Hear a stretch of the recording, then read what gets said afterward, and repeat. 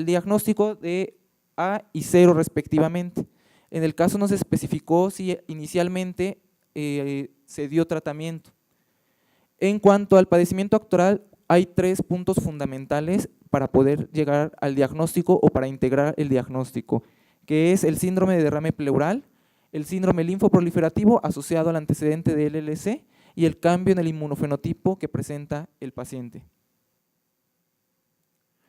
Pues bien, estamos ante un caso de leucemia linfocítica crónica que, de acuerdo a las definiciones de la Sociedad Europea, de la Sociedad Americana, cumple criterios para la misma, que se fundamenta en la linfocitosis B monoclonal de más de 5.000 células por microlitro, con clonalidad confirmada por citometría de flujo, con un inmunofenotipo que incluye 3 elementos básicos. El primero es expresión de antígenos PAM-B dados por CD19, CD20 y CD23, con un CD20 positivo débil, la expresión de CD5 y la expresión de inmunoglobulina de superficie débil con clonalidad demostrada por restricción de las cadenas ligeras. En el primer cuadro es el inmunofenotipo al diagnóstico. De igual forma, de acuerdo al sistema de puntuación por inmunofenotipo, conocido como puntuación de Matutes, desarrollado desde 1994, el cual tiene la capacidad de diagnosticar hasta el 92% de leucemia linfocítica crónica con 4 a 5 puntos. Aquellos que obtienen 3 puntos es el 6% de leucemias linfocíticas crónicas y el resto, es decir, el 2% de leucemias linfocíticas crónicas se llegan a diagnosticar hasta con 2 puntos, que en este caso es el que presenta el paciente. Es importante para la sospecha diagnóstica conocer si recibió algún tipo de tratamiento.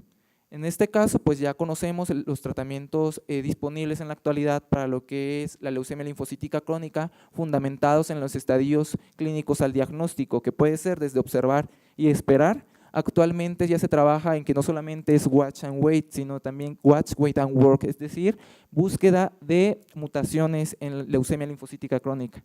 El estándar de tratamiento, que es fludarabina ciclofosfamida con rituximab para pacientes en condiciones, y las nuevas terapias blanco, dada principalmente por lo que es el inhibidor de sinasa de Bruton y también el inhibidor de fosfatidilinositol sinasa. Bien, ya conocemos los antecedentes y el padecimiento actual. Necesitamos integrar el diagnóstico. Para ello, primero debemos definir las características del líquido pleural, conocer qué es lo que cambió en el inmunofenotipo actual y, por último, apoyarnos en los estudios de extensión que ya se realizó en este caso, que fue una tomografía en la cual no se evidenció actividad tumoral en ningún nivel. En cuanto al análisis del líquido pleural, de acuerdo a los criterios de Light, estamos ante un trasudado. Sin embargo, la mayor parte de derrames paraneoplásicos se diagnostican con características de exudado. Sin embargo, no excluye que pueda ser también paraneoplásico. Por lo que si se sospecha que es actividad tumoral a nivel pulmonar, una biopsia de pleura estaría indicada en este caso. Además de que las características citoquímicas del líquido también reportan una celularidad a expensas de mononucleares. Iniciando la valoración hematológica con el abordaje o con la realización de un frotis de sangre periférica, en el cual vamos a observar células de un tamaño mediano a grande con una cromatina parcialmente condensada, un único núcleo y con citoplasma de ligero a moderadamente abundante, con una ligera también basofilia de las células, que a diferencia de las células presentadas o comúnmente observadas en leucemia linfocítica crónica son distintas, recordando que son linfocitos maduros con un tamaño pequeño, con una cromatina generalmente condensada y con una relación núcleo-citoplasma alta. En cuanto al inmunofenotipo actual, observamos ciertos cambios. Uno de ellos es la disminución de la expresión del CD5 y la pérdida del CD23, lo cual se ha reportado en las transformaciones de Richter, independientemente de la relación clonal que exista con leucemia linfocítica crónica. Además de que expresa otros marcadores como es CD27 y CD31.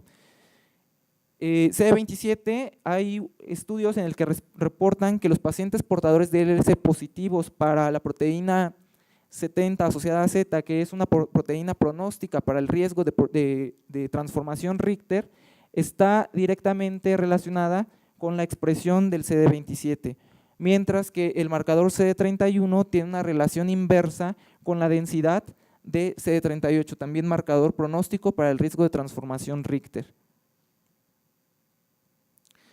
En el cambio morfológico observado en el caso, nos sugiere una transformación prolinfocitoide.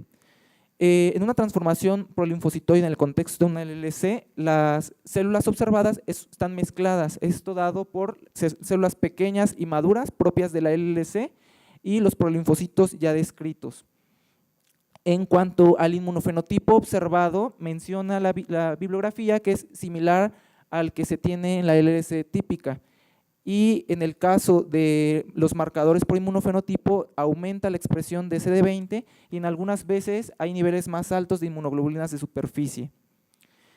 A diferencia de prolinfocitos en el momento del diagnóstico de una LLC en la cual llegan a ser monomórficos, en una transformación prolinfocitoide, los prolinfocitos se observan de características heterogéneas, no tan monomórficas u homogéneas como en la leucemia linfocítica crónica de reciente diagnóstico, por lo que es necesario valorar la cuenta de prolinfocitos en el frotis para concluirla como leucemia prolinfocítica B, teniendo como punto de corte más del 55% de prolinfocitos, siendo que en transformaciones prolinfocitoides la mediana de proliferación es del 90%.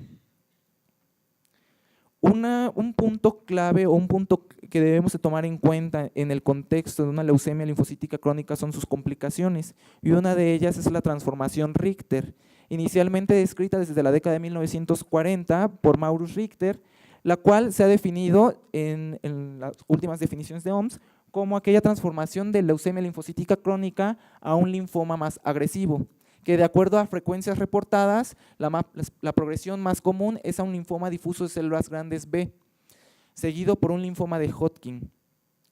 La tasa de transformación por año desde el diagnóstico de la LLC varía de 0.5 a 1% por año, y la prevalencia es de 2 al 10%, con una variabilidad de acuerdo a los estudios reportados, esto debido a la heterogeneidad de los estudios, del tipo de biopsia que se toman, del seguimiento que se le da a los pacientes, del sitio de biopsia, entre otros parámetros.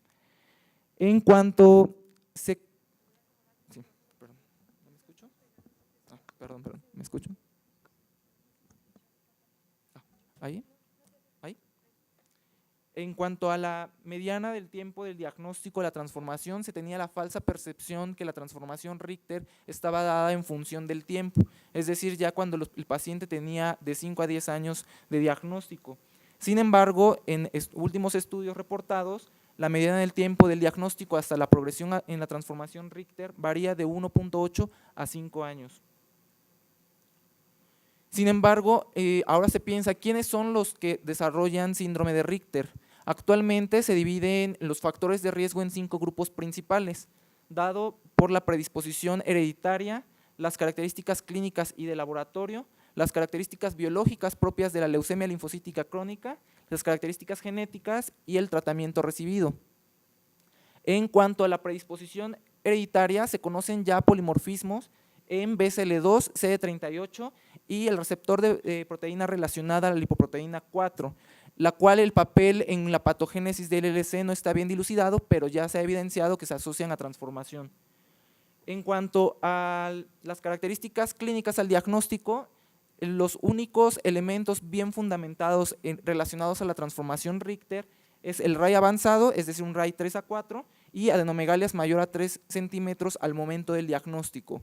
Hay diversos estudios que intentan demostrar si hay otros factores asociados para riesgo de transformación, los cuales incluyen la duplicación de la cuenta linfocitaria, la progresión de niveles de DHL, la esplenomegalia, el empeoramiento de los síntomas B, entre otros. En cuanto a las características biológicas del LLC, hay diversos también parámetros inmiscuidos en el riesgo de transformación, como es el estado mutacional del gen de cadenas pesadas de la inmunoglobulina, el receptor estereotipado de células B, que se comparte hasta en el 30% de casos de LLC, el marcador CD38 y el CD49B. Mientras que en las características genéticas del LLC ya está muy claro que un factor directamente relacionado con la progresión o con la transformación Richter son las alteraciones en P53, dado por deleción o mutaciones en el mismo, además de inactivación del inhibidor de la acinasa dependiente ciclina 2A. Ambas alteraciones presentes hasta en el 50% de casos de transformación Richter. Y como último punto, como factores de riesgo para transformación está el tratamiento previo. Se ha demostrado que el uso de análogos de purinas y de alquilantes en combinación aumenta la tasa de progresión anual. La tasa normal es de 0. Bueno, la reporta de 0.5 a 1%, y pacientes que han recibido esta terapia combinada reportan una tasa de progresión de 1 a 2% anual. No se ha evidenciado que estos medicamentos utilizados como monoterapia sean factor de riesgo para la transformación. La presentación clínica de un síndrome de Richter es muy distinta al caso presentado. Está dada principalmente por adenomegalias progresivas, esplenomegalia, empeoramiento de síntomas B, elevación progresiva de la DHL y ocasionalmente compromiso extranodal, que esto nos interesaría en el caso presentado. Se puede dar a nivel del sistema nervioso central, ojos, testículos, pulmones, sangre periférica y médula ósea. En cuanto a las manifestaciones exclusivas o únicas en médula ósea, en sangre periférica, en una transformación Richter, hay un estudio reportado por M.T. Anderson en 2004 que intentaron evidenciar si había transformación Richter sin tener una biopsia de ganglio. Y lo único que se concluyó fue que conforme se evidenciaban células grandes, como de características prolinfocitoides, la sobrevida disminuía.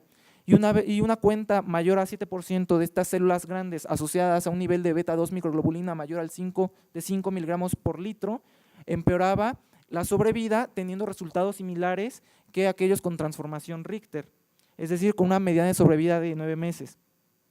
Lo que se concluyó que ante